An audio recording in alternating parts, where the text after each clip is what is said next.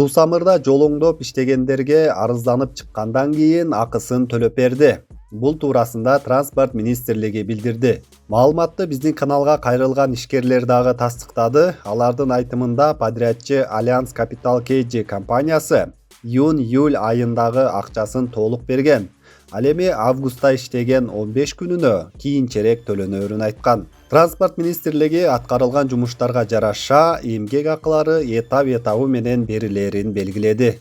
Эскерте кетсек, узаган аптада Суусамырдагы жолду оңдоого атайын техникаларын ижарага берип иштеген жарандар 10 миллион 600 миң сом акысын ала албай жатканын айтып кайрылышкан. Анда подрядчы Альянс Капитал KG'нин жаңы директору Нурсултан Матисаков карызды мурдагы жетекчилерге шылтаган.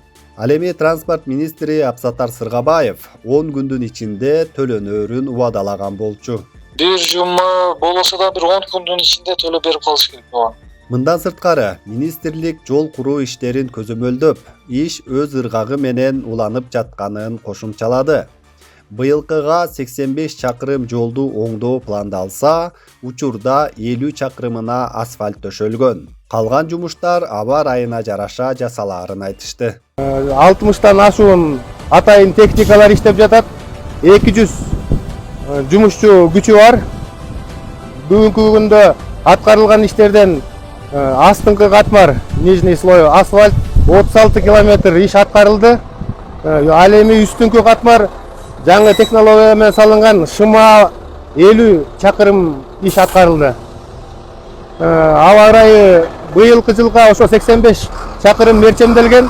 Баарыңыздар билгендей, маалым болгондой, ошо Суусамыр жеринде аба ырайы катал.